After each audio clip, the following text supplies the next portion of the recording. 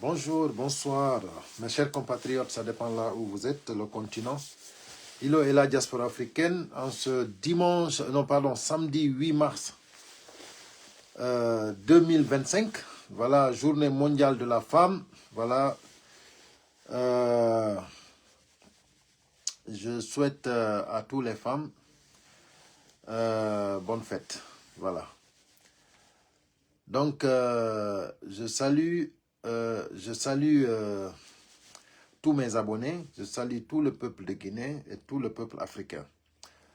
Aray on salminama on fo mi lande kisi ɗon e jam aray mi yewta seeɗa et français après mi arta e pulaar.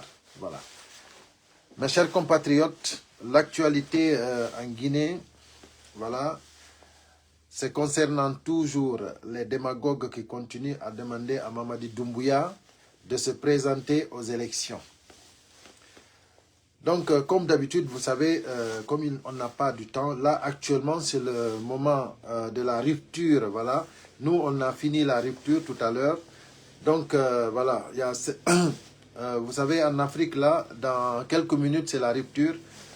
Donc, voilà, ceux qui sont là, je vous demande de partager et de mettre les cœurs, voilà, pour qu'on puisse avancer rapidement.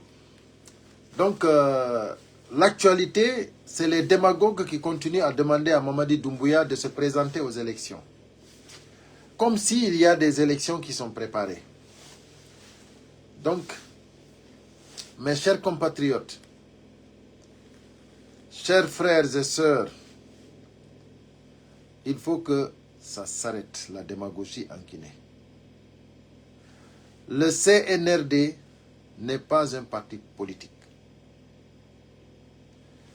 Je ne comprends pas comment les Guinéens peuvent demander au CNRD de se présenter à des élections. Je ne peux pas comprendre comment les ministres, les ex-ministres de la transition, parce que pour moi, ce n'est plus des ministres, c'est tous des femmes de Doumbouya, ce n'est pas des ministres. Je ne sais pas comment, oui, je sais maintenant, parce que, vous savez, si vous ne vous comportez pas comme un ministre, vous êtes tout simplement des femmes de Doumbouya. Parce que si vous étiez des vrais ministres, vous ne pouvez pas demander à Doumbouya de se présenter. Doumbouya, il a quel parti politique? Doumbouya, il a quel parti politique? Aujourd'hui, vous faites la campagne pour que Doumbouya soit candidat. Dans quelles élections? Quel est le corps électoral qui a été organisé? Il n'y a rien qui a été fait. Vous voulez qu'on fasse quoi? Vous voulez que Doumbouya soit installé? C'est-à-dire, vous voulez que Doumbouya soit investi? Parce que des élections, les élections que vous parlez, ça n'existe pas. Il n'y a rien qui est préparé. Mes chers compatriotes, arrêtez la démagogie. Arrêtez la démagogie. Doumbouya ne peut pas être candidat. On a parlé fatigué. Nous sommes fatigués de parler. Doumbouya ne peut pas être candidat. On vous a dit, vous perdez le temps. Doumbouya lui-même, il sait qu'il ne peut pas être candidat. Doumbouya, l'engagement qu'il a pris, le serment qu'il a prêté, le jurement qu'il a juré devant le Bible et le Coran, il ne peut pas nier cela. Et s'il nie cela, le peuple conscient ne peut pas le permettre. Ça, il faut que ça soit clair. Maintenant, vous qui êtes en train de vous battre entre vous, de discuter entre vous, regardez hier, par exemple, la vidéo que j'ai vue entre les deux, Ahmed de Paris et l'autre là, et Kader. Regardez comment ils se discutent pour tout simplement démontrer que chacun veut démontrer que c'est lui le plus fort. C'est lui qui mobilise mieux. Vous mobilisez pour qui? C'est-à-dire, vous mobilisez pour qui? Vous faites des mouvements pour qui? Vous faites des mouvements de soutien à un régime militaire. Vous faites des mouvements de soutien à un parti politique qui s'appelle quoi? Qui s'appelle quoi? CNRD? CNRD? Mais ce n'est pas possible. Des gens qui n'ont rien à foutre, des gens qui n'ont rien à faire si ce n'est pas leurs intérêts personnels. Vous êtes en train de honnir toute la nation. Parce que le peuple africain vous regarde, vous observe. Comment se fait-il vous êtes en train de vous soumettre comme ça là, c'est-à-dire de soutenir un régime militaire qui est en train de massacrer le peuple.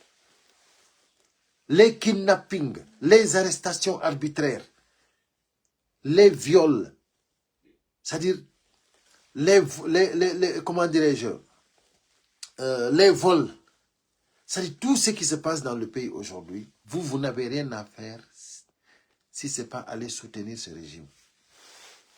On vous dit qu'ils ont même supprimé les médias en Guinée. L'instrumentalisation de la justice. C'est-à-dire, vous n'avez rien à faire si ce n'est pas soutenir cela. Vous formez des mouvements de soutien. Pour quel parti politique? Pour le CNRD? Mais vous n'avez pas honte, sincèrement, vous n'avez pas honte. Mais quand vous criez, Mamadi Doumbouya doit se présenter, Mamadi Doumbouya c'est le champion, Mamadi Doumbouya c'est le plus fort. Mais attendez, Mamadi Doumbouya, qu'est-ce qu'il a fait? Mamadi Doumbouya, il est plus fort que qui? Mamadi Doumbouya, ce qu'il a fait, c'est trahir son mentor Alpha Condé, trahir la personne qui lui a mis à sa place. La personne qui a fait que la Guinée a connu Mamadi Doumbouya, Alpha Condé. C'est Alpha Condé qui a tout fait pour Mamadi Doumbouya. Mamadi Doumbouya, il trahit Alpha Condé. Il prend le pouvoir, il prend des engagements, il prête un serment, il jure sur le Bible et le Coran, et maintenant il trahit encore le peuple. Et vous sortez là en créant des mouvements de soutien. Mamadi c'est le meilleur, Mamadi c'est rentré là, Mamadi c'est sorti là. Mamadi c'est le meilleur menteur. Mamadi c'est le plus grand traître en République de Guinée. Mais vous ne pouvez pas nous dire que nous devons boire par nos narines. On ne peut pas accepter cela. On vous a dit, il n'y a pas deux chemins. Mamadi Doumbouya, il a échoué la transition. Il a complètement échoué la transition. Donc, il ne peut pas être candidat, il ne peut pas faire partir de ceux qui vont organiser les élections. Mamadi Doumbouya, il a fait un échec total. Il a trahi son mentor, il a trahi le peuple de Guinée.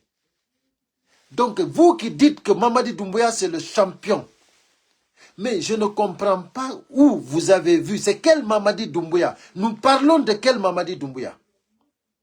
C'est-à-dire, on parle de Mamadi Doumbouya que Alpha Condé a amené en Guinée et qu'il a formé, le légionnaire. Si c'est de ce légionnaire-là qu'on parle, celui-là, c'est le plus grand traître qu'on n'a jamais connu en République de Guinée. Celui-là, c'est la personne à qui nous ne pouvons plus avoir confiance.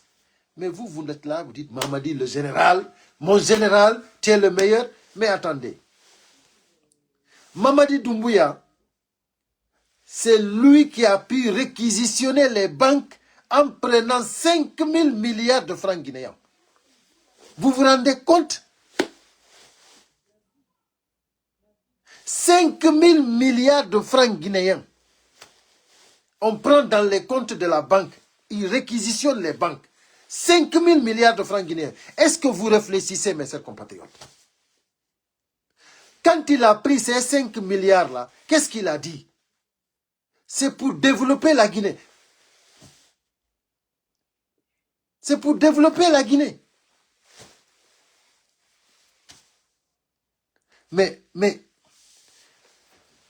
écoutez, sincèrement, plus qu'on parle de Mamadi, plus qu'on a honte. On a honte. Et maintenant, si nous, les Guinéens, nous ne sommes pas capables de savoir ce qui est bon pour nous, là, c'est grave. Là, c'est grave. Vous qui soutenez Mamadi Doumbouya, arrêtez, s'il vous plaît.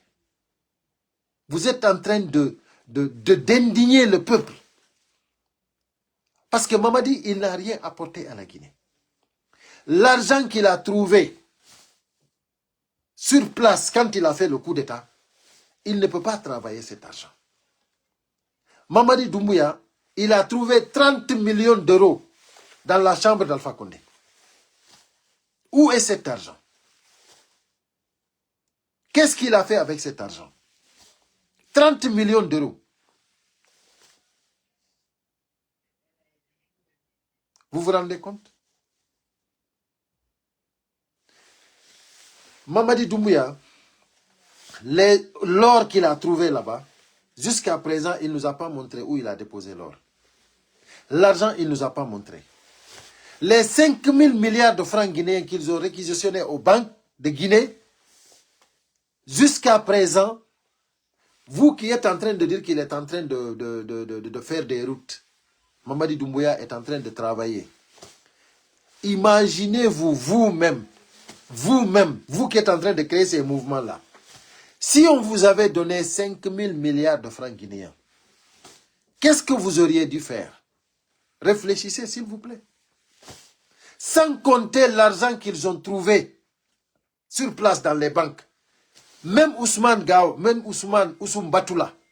Moi, je ne l'appelle pas Ousmane Gawal parce que c'est une insulte aux citoyens de Gawal.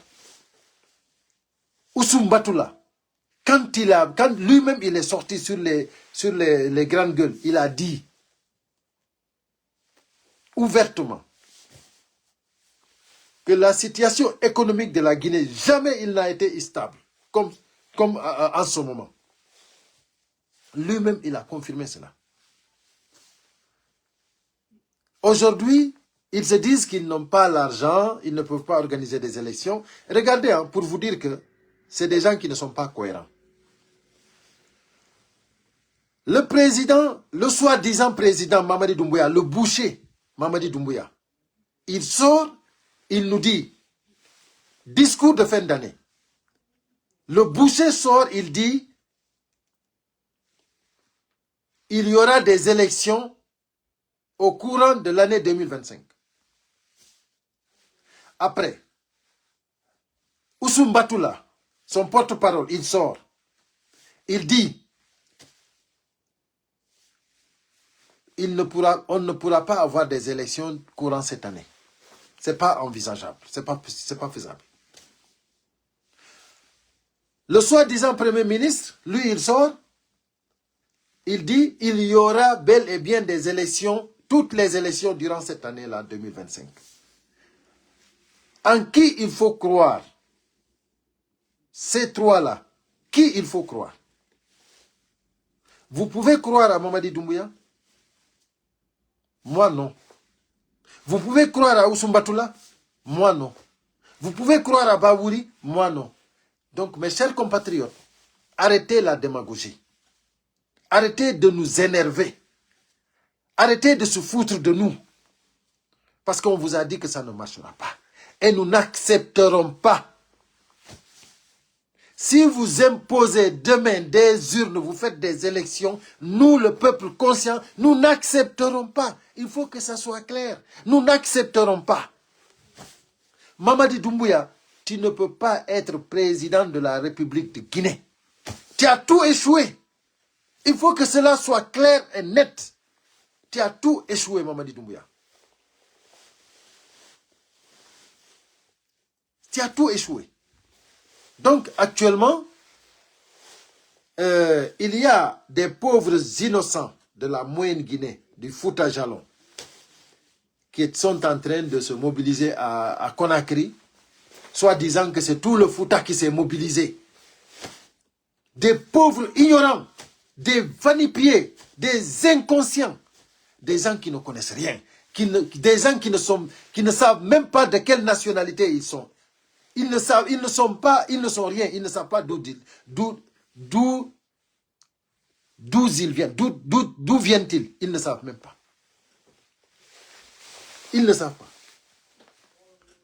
Soit disant que le Fouta se mobilise pour Mamadi Doumbouya, voilà, maintenant nous allons, toutes les régions, Fulbert, Halipoulard, c'est rentré là, c'est sorti là, mais attendez. Mamadi Doumbouya, ils sont en train de dire, ces gens-là, que tous les régimes qui sont venus en Guinée, c'est que les Foutanké ont été toujours contre tous les régimes. Donc il faut que ça s'arrête. Voici les arguments qu'ils avancent. C'est-à-dire que les Foutanké ont toujours été contre tous les régimes. Mais comme Mamadi Doumbouya, il a fait un bon partage du pouvoir, donc il faut qu'on l'accompagne. Mamadi Doumbouya, c'est une bonne personne. Mamadi Doumbouya, il a démontré que c'est quelqu'un qui travaille, qui aime le Fouta. C'est quelqu'un qui nous a donné les directeurs de cabinet, les secrétaires, le premier ministre, le porte-parole CNRD, Foutanké, porte-parole gouvernement, Foutanké. Non, vous n'êtes pas des Guinéens. Vous qui parlez comme ça, vous n'êtes pas des Guinéens. Tout ce que vous êtes des gens inconscients qui ne savent même pas d'où vous appartenez.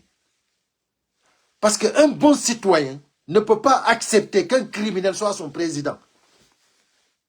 Mamadi Doumbouya, celui qui joue le rôle pour que Mamadi Doumbouya soit le président de la République de Guinée, moi je doute de sa nationalité. Je doute. Même, tu ne peux même pas être citoyen de ce monde. Parce que le monde rejette des gens comme Mamadi Doumbouya. C'est-à-dire, dans le monde entier, personne n'aime des gens comme Mamadi Doumbouya. Personne ne veut de ça. L'incarnation de la criminalité. Regardez comment ils sont partis kidnapper Abdoul Sako, c'est lui, à 4 h du matin.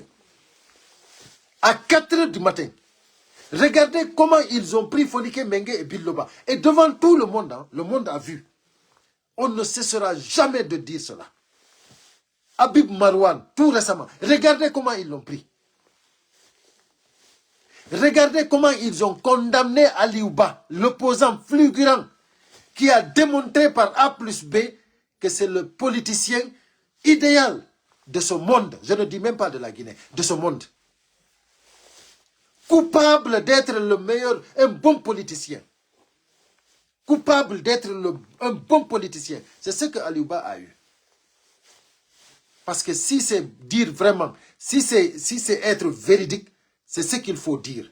Aliouba n'a rien fait. Et vous qui soutenez aujourd'hui le CNRD, vous qui dites que votre général c'est le meilleur, en criminalité, en malhonnêteté, en traîtrerie, c'est-à-dire tout ce qui est mauvais. Mamadi Doumbouya, s'il est humain, il n'allait pas laisser Fonike Mengue, Biloba là où ils sont. S'il était bon, il ne pouvait pas accepter qu'on kidnappe Habib Marouane.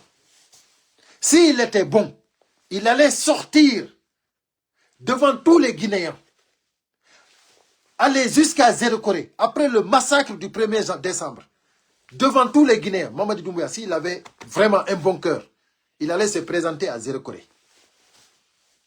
Mamadi Doumbouya, s'il était humain, il n'allait pas accepter qu'on met Aliouba en prison.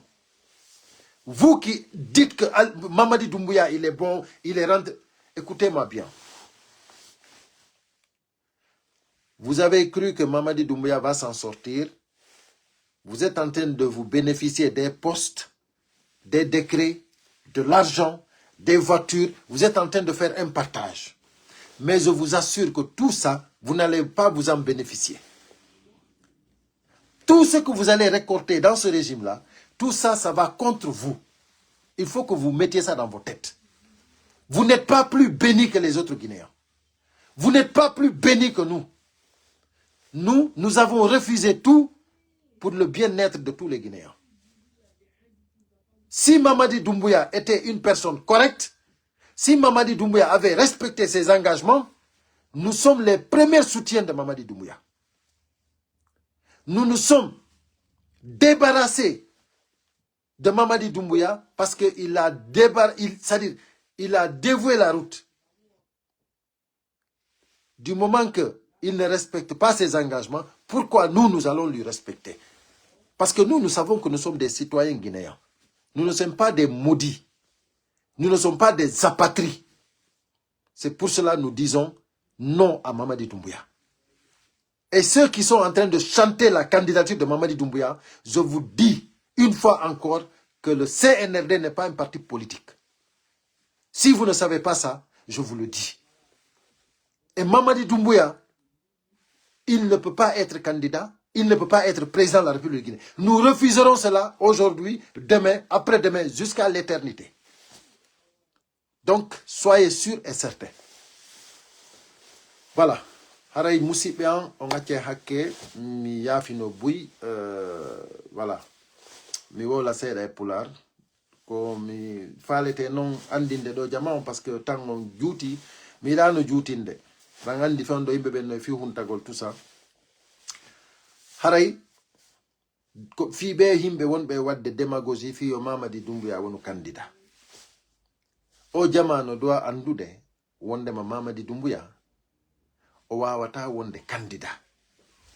Parce que Mamadi Doumbouya a la partie politique. Il faut que nous l'abana jamao. Mamadi Doumbouya a la partie politique. Ko jogi do parti politique wawata wonde candidat. Te kadi hay fus organisa ka fiyo élection ji wade. Ko hondu himbe wonne sofude inna Mamadi Doumbouya ya hay élection Mamadi Doumbouya ko enku kawo. Mais min mi anda si be no mari hakkil. Ono hido joki wigol Mamadi Doumbouya enku kawo undon hay fus organisa ka fiyo élection ye. Référendum wadaka, constitution validaka. Ono non sikude o wawa e organise de dipiji do fo hara jama leydi ndi moko babe leydi ndi tawaka. Ono non sikude do wawa organise de lagina wadon ko fala don hara moko babe leydi ndi tawaka. Emba on dayni hore mo. Kala ko wadu don do ande no way wasi ko crayon ƴettu don windir don fo ko gomete do. Kala ko wadu don do moko babe leydi arali ande fo ko gomete do. Moko babe leydi ni fo no andi be. Fawno andi be jarahino linte. Ben en tant que be arali.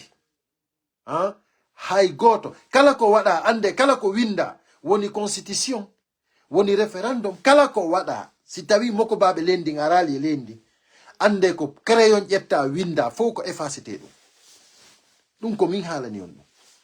Donc haray non kadi onon wonbe wiide Fouta Diallo fo no haldi joni daranagol Mamadi Doumbouya parce que Mamadi Doumbouya modi bilaw ari o sendi laamuji din no haniri gilaw ari futankejo on vraiment hino tawa e fewjobe ben e leydi ndin fenande ɓura hali nden ɗon kono na fenande wiyete joni ko tarda si goɗɗo wowlimo hana wiide fenay ko ya innumo tarda na ya innu on tigi fenay ko ya innumo tarda si tawi noon on tigi feƴƴintini fenanden inna bibbi gurde ko non woniri joni si on tigi feƴƴintini tum penale ɗen koyo on tigi inne bibbi gurde voilà c'est comme ça.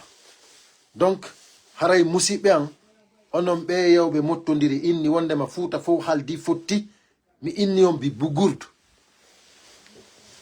ɗum ko onon haldi fotti Fouta halda fotti. Fouta Allah dandu Fouta haldude fotta yo criminel jo ardo leydi ndi.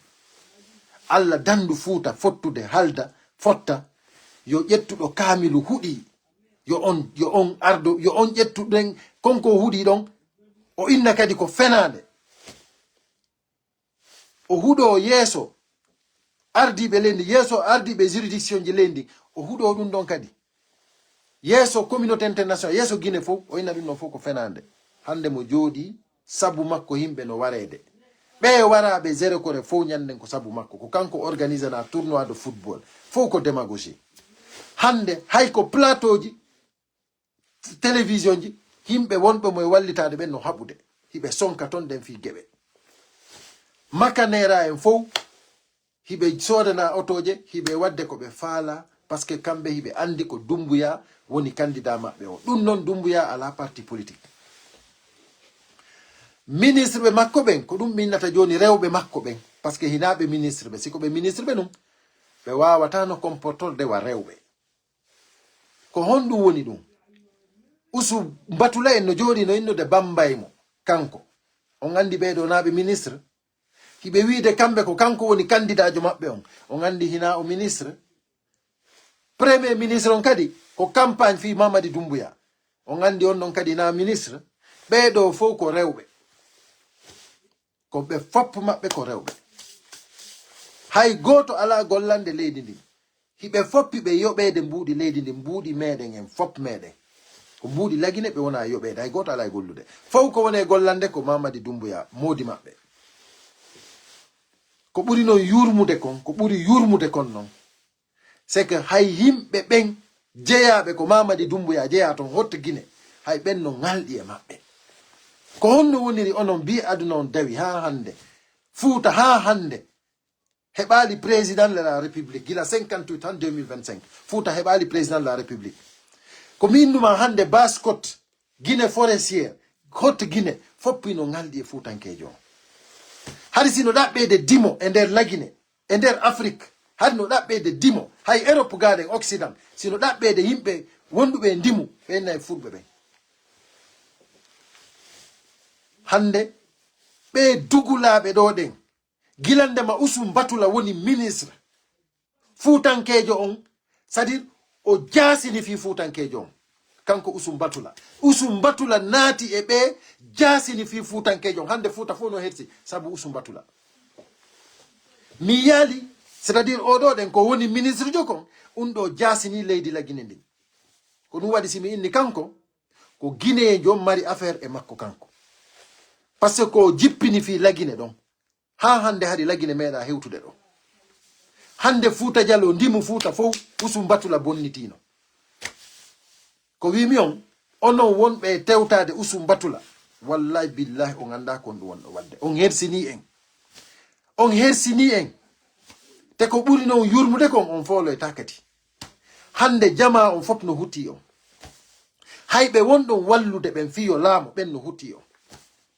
wallahi billahi taalahi par ce que kamɓe ɓe jiɓi ko honno wonɗon wallirde ɓe ha hande onon on laamaki ko honno wawɗon ƴettude kanŋe mon on jonnon ɓe kamɓe ɓe jogii sila ƴetton sila maɓɓe on onon ƴetton kanŋe mon on jonnon ɓe innon ko kamɓe jogii kanŋe onon ko sila jogi ɗon emba onon on hutama emba lagine emba jama on hutike on ƴetton kanŋe mon on wattiton e sila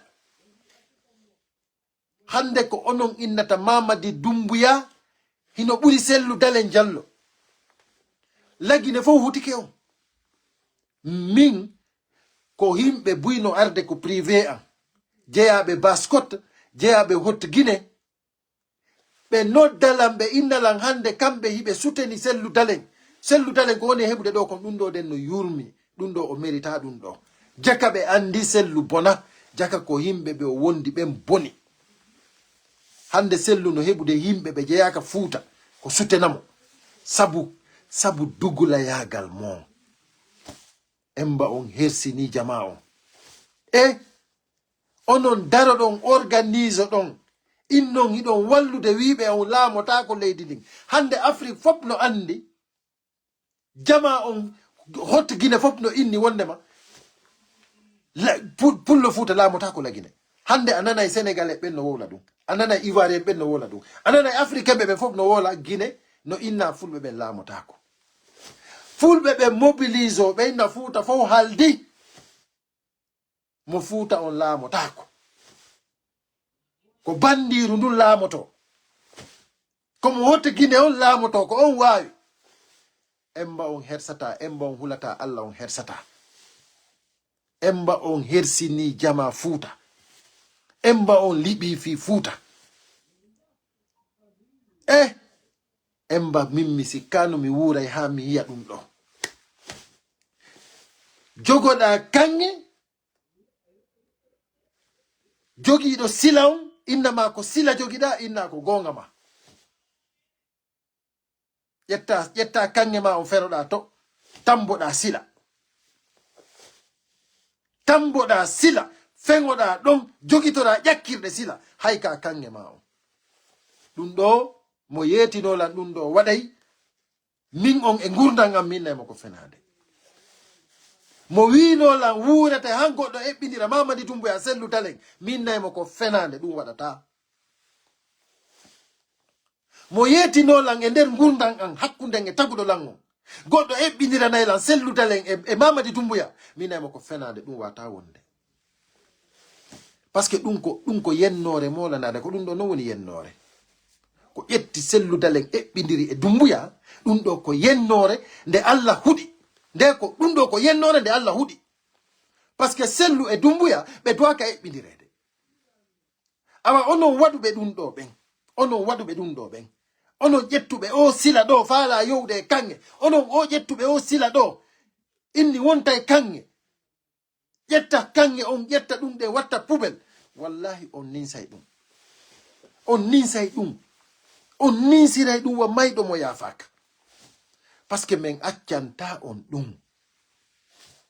min accanta on ɗum miɗo noddita ɗo militant et sympathisant UFDG on fop yandi mi jeeji on accire ni critique ji ɗi accire ni critigol o neɗɗo emba hiɗon accire ni critigol sellu dalen ndare ko o wona waɗede kon fof ha hande o ƴettali o parti o jonniti on ko hommo marɗon fewdo ɗo ɗe mo wawɗon jonnude o parti wawa daranade oɗo yaha fi laamu haɗa ko dartagol ɓeɗo Mamadi Doumbouya ala mo huli laggine fof ɓuri sellu ndare ko ɓe woni préparude équipe ji fi jattugol yimɓe daraniɓe sellu ɓen ndare ko usu falima signide maɓɓe contrat fi déstabilisugol sellu onon ala ko waɗon sina critikugol sellu ɓe inna yo sellu immo yo watto teni sellu joni hande kadi c'est fini yo watto teni on hande kadi c'est terminé ɓe inna sellu yo ar yo ittu sadakaji ɗin yo sellu ittu sadakaji ɗin ɓe inna sellu yo noddu torotoɓe yoɓe jangu kamiluji ɗin yo sellu waɗi ɗum ɗo yo sellu yimɓe ko yaha hiwroyo nde fatunde goɗɗo mo yiwe DG ɗo no feƴƴini babe makko no feƴƴini ma yumma makko no feƴƴini ma goɗɗo mo yiwe DG ɗo no femmude sellu yo wakkilo sellu yo accu oɗo ɓeygu makko e modi makko no haaɓi kanko e modi makko ɓe haaɓi sellu noddali téléphone emba sellu kañum kadi yo memmino sellu yo yaltu wowla sellu yo ɗaɓɓu non doole sellu kañum kadi yo immo emba modi emba hiɗon soñji accire ni mi jeeji on accire ni o neɗɗo o yiltaki han hande gila ko Ba Mamadou jonnunomo o parti o neɗɗo no jokkino wakkili o yiltitaki ɓaawo o neɗɗo no wawno no heɓira jawdi tranquille o jokka gurdam makko kono kala memminiɗo no ko sellu joni Ba Mamadou ko susunoɗo reedu Ba Mamadou ko yewtaynoɗo face à face waɗa piiji cuucal kanko noon o yehi ha o tawi ɗum ɗon marsali o inni ko hombo wata jonnude o parti ko sellu daren o yehi o ƴetti parti on o jonni sellu o inni oɗo ko gaynowo bi sellu hendi parti on fewndo sellu hende to parti on UFDG ko fédération ji jelu mari e nder lagine si ɓe jogino fédération ji mi sikki ko goto walla ɗiɗi hande sellu e nder lagine fof ko fédération ji UFDG sous préfecture ji lagine ɗin fof no fanɗi ko ɗum ala ko fédération ala si j'ai bonne mémoire hande Europe gaɗen fédération ji UFDG partout Amérique la même chose Asie la même chose Afrique on fof sellu dalen golli ɗum ene Ba Mamadou duuɓi ko golluno kon fof o wakkilino ka o yewno hanko doole makko ɗen hatti ɗon o ƴetti o jonni goɗɗo ko modi haɗi ɗow ten sellu han doole makko ɗen lanna han o ronka laamade o ƴetta parti on o jonna goɗɗo go awa emba ɗum no metti faamude est ce que ɗum no metti faamude musidɓe ɗow temmo ɓayi o hollali en dugula yagal ko holli en komo wawi mobilisude lagine fof o waɗi déjà koye meeɗa heɓude la Guinée fo meeɗa heɓude wawɗo mobilise de Guinée fof ɗum meeɗa heɓade joni na en inni enen démocratie lamminta ok joni kanko o ɓuri en andude ɗum ɗon kanko ɓuri en andude ɗum ɗon par ce que woni ni mo suti 3 ans exil andi kanko ɓuri en andude démocratie lamminta la Guinée ok joni noon ko fi honɗum joɗantoɗen kadi innen joni yo ɗaɓɓuteni yo waɗu ni eni enen haɗi enen ɗaɓɓen teni e nder Fouta fof e ronku goto mo wawɗen hikkinde yeeso iwtiren ɓaawo makko hara na jooɗotoɗo tun e nder suudu mum inna mobilise ɗen inna sooden carte inna waɗen ɗum e ɗum hara ko wawɗo daranade vraiment hara ko wawɗo déplaçade aduna on fop mobilise jama on fof Fouta fof en ala on Fouta fof en ala wawɗo yawde Asie Amérique Europe ya partout Afrique ya partout mobilise jama on hara na jooɗagol ko réseaux sociaux ɗo inna soode carte hakkude mon e Allah en ala goto awa accen fi Allah sellu mo jogi ɗen on mo anndanɗa hoore ma ni on ɗon on kanko beteke o holli en capacité ji ko waawi ko joni jonnenmo doole heddiɗe ɗen enen jonnenmo joni doole heddiɗe ɗen kono accire ni massacre golmo ko woni wo ko sellu ko woni wo ko sellu haysi jamfunteɓe jamfike ɓe ƴetta sellu ɓe ukkora nder ton ɓe inna noon ko kamɓe noon woni e wolde gonga de ɓe inna kamɓe ɓay tum ɓe critiqueude sellu eɓe wolde gonga ɗum ina noon dey an jokkuɗo laawol moƴƴugol ngol jokkuɗo laawol ngol anndanɗa hoore ma ni vraiment ko haɗi mo ko haɗi mo hewtogol ton an tigi ɗe yiyande hoore ma ko ɗum haɗi sellu hewtude kanko mo asude on mbitoɓɓen no ɓuri ɗuuɗde ko honno noon gayka heɓorta noon joni noon si tawi no yehi non joni ha o fuɗɗike noon yiwde laawol goo no hewtira joni o leyiɗa jonnude mo doole hiɗa critiqueude mo kadi e hoore noon ko se e nder nde woni ɗeɗɗude en fof enen ala ko waɗen kadi sina critiquegol sellu min ko min inni on fi Allah accire ni ɗum ɗon hina idée moƴƴo et puis wonen positif acce wonen positif yo yimɓe julɓe acce wonen positif yo guinéyemɓe wonen positif acce wonugol négatif mo yiwɗa wonena non sellu ma ɗaɓɓa doole sellu ma waɗani e ni accire ni sellu Fouta Jallow fof si tawi hawri hande kadi ko sellu woni probléme on harayno en ala probléme ko solution men on wonde ƴettude watte négatif c'est pas possible jokken mo ha doole makko ɗellanna enen hande daare duuɓi ɗi o jogiiɗi o décourage aki daare jamfa ko wona jamfede o décourage aki e Allah giɗo jooma fotuno hara moodi ko kanko wino en décourage ke enen kadi heɓen probléme innen sellu décourage ke maɗum innen sellu gollidi e laamu ngun o jamfike en maɗum wiye sellu si anduno gaynata o watano en accitude fewndo ɗo na fewndo ɗo accitayno en si tawno o accitino kadi ayeno woɓɓe wiyaynoɓe ɗum si tawno anduno o accitay waratano ha ɗo modi ɓay noon o accitali himo jokki modi wakkiloɗen enen kadi waɗen doole men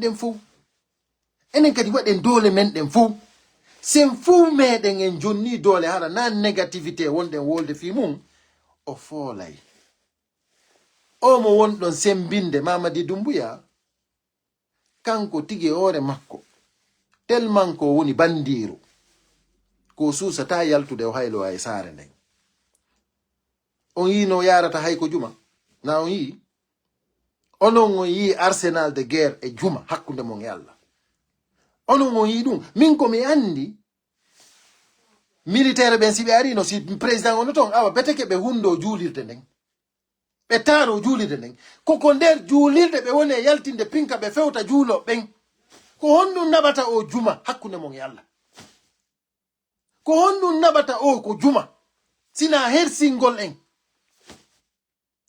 daare hay transition on Burkina Ibrahima Traoré o yahay o darora ni civil hara wattake e toni o juulida e jama on modi enen lagine jama men on ha joni famali wondema oɗo na lanɗo hiɓe jooɗi hiɓe waɗandemo campagne fino wonira candidat onon goɗɗo no holli on golle makko fof ko herƴugol ko warugol golle makko fof ko jaggu golle makko fof ko ƴettugol jawdi sooda himɓe fino heɓira ko faala. Golle makko ɗen o andini on wondema laamu ngun mawɓe makko ɓen yeetika mo o jonnitata laamu ngun. O andini on ɗum. Onon joni ɗon wiide mawɓe Fuuta ɓen yeetike on wallaymo fino jattira laamu ngun, fino jattira o jooɗo e maggu hakkunde mon e Allah. Innon Fuuta haldi ɗum. No, on hulata Allah on hersata. Onon wiiɓe ɗum ɓen on hulata Allah on hersata. Onon wiiɓe mawɓe Fuuta fof fotti Mamadi Doumbouya ko ma darane fino laamora. Onon wiiɓe ɗum ɓen on hulata Allah on hersata. Parce que hay kamɓe ɓe wonɗon wallude ɓen ɓe hutike on.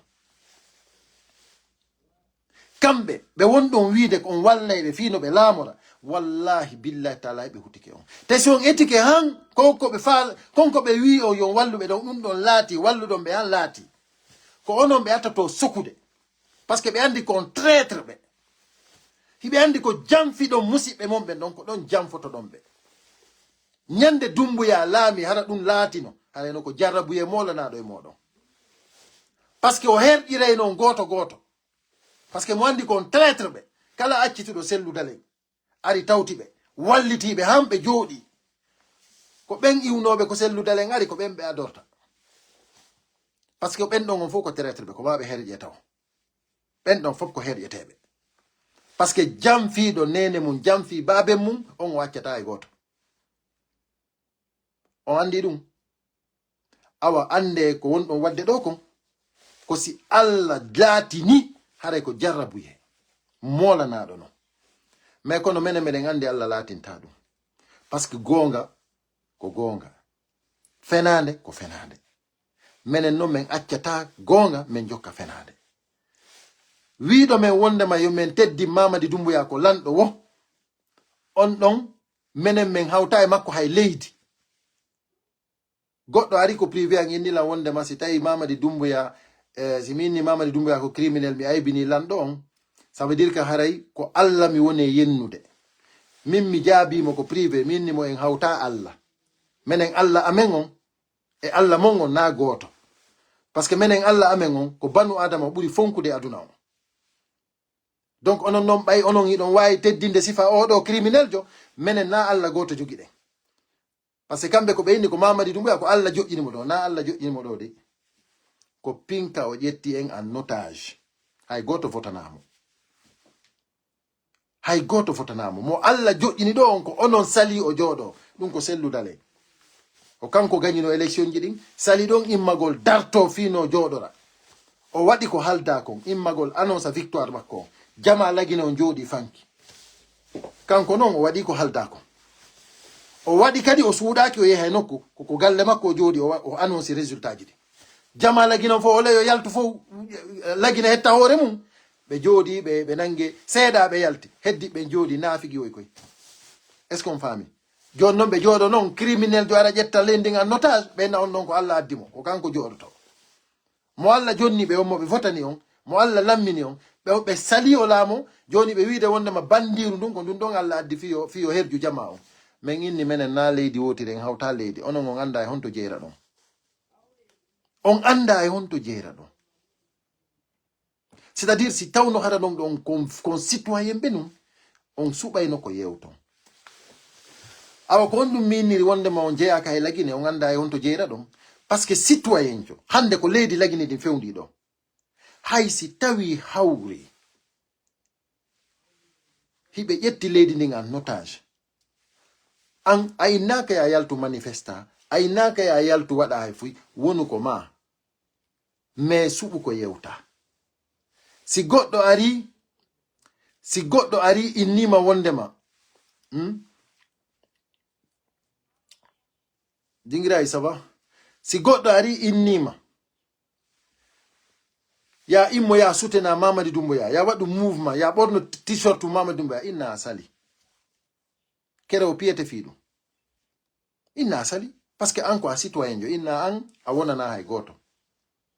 Voilà. C'est-à-dire andi si ko a citoyen jo a waɗa e comportement citoyen a jogoto comportement citoyen. Mais kono ɓayna citoyen a jooɗoto inna a kellanayi Mamadi Doumbouya a jooɗoto inna ɓuri Mamadi Doumbouya ala a jooɗoto inna général Mamadi Doumbouya ko wadi la Guinée kon hay goto wadali dum parce que ina Guinéen ajeyaka ay nokku on fami hay nokku ajeyaka parce que le vrai citoyen guinéen imo andi Mamadi Doumbouya ko criminel. Le vrai citoyen guinéen ino andi Mamadi Doumbouya ina élection o yehi. Le vrai citoyen guinéen no andi Mamadi Doumbouya ko prêtre le serment. Le vrai citoyen guinéen no andi Mamadi Doumbouya jonnano 3 ans de transition. L'année. On famille. On non wonbe wadde do mama ya ben inna ko ni menen vrai citoyen be menen andi Mamadi Doumbouya à la parti politique. On non bay on anda dum fou ko haaju mon ton. Musibe am. Vidéo njuti mi do ya fini. Hare en aduno ha do ko yewtete kon lannata. Mais kono haray mi do welta non mi do jarna on partage ji din cœur ji din senditugol ngol mi do welta non on buy ko wana seeda mo be men ko wadu ko wawi mo be men ko wadu ko wawi sen wadi mo be men ko wawi en folay mi yeto on mi confirme na on bebe wondon yiwde do den no yalta ko parti fo kala yaltudo wata dum dérange on président Cellou Dalein Diallo président Cellou Dalein Diallo ko hande o buri wonde convaincu dum don non ko mi haliranta on dum don ina daynu gollon je vous le dis sincèrement ko hande min ko kanko tranquillise lam parce que min ko mi yiwno kon ça m'a dépassé mais kanko o tranquillise lam mi ndari mi tawi kanko wondo e dabbude laamu on kanko jogiido devanture on kanko hikkire yeso on si tawi ko kanko jogi motivation min ko hatta mi jogo motivation mi accay gonga mi jokka fenande yo Allah danda ko wimi on Mamadi Doumbouya be tappay mo dum ko min halani on ko hondu non woniri c'est-à-dire kanko tigi non imo felliti ko kanko Doumbouya mo felliti be tappay mo dum mo felliti dum do o wada e didi de si tawno mo waduno e didi hareno imo voyage de der lendi fo don sikude o massacre waddo zero ko do si tawno Mamadi Doumbouya no holino o tappetaake don sikude yata no on sikude fondo de ni yawgol juma on sikude Mamadi Doumbouya yada e arsenal de guerre haramo fellito tappetaake o yahayno bete ko oyna gardi ben fop oyna sori ben fo yo wonu ko kene be ayna julide den hara goto hara dame den fo no ayna mais kono hina yewbe juulugol ben be jogaaki hay lance pierre be jogaaki hay meselal be jogaaki hay lamset hara ko ben yehete fewtine finkaaji hara naari juulugol ko nu nabata on juma ko nu nabata Mamadi Doumbouya juma c'est pas la peine haray vraiment je m'excuse ko vidéo njuuti kon haray ko adduno lan do tum ko confirme ngol on wondema jama lagine on fou ko yo iwtir baaw Cellou Dalein Diallo. Il sera le futur président de la République de Guinée. À bon entendeur, salut. Merci à tout le monde.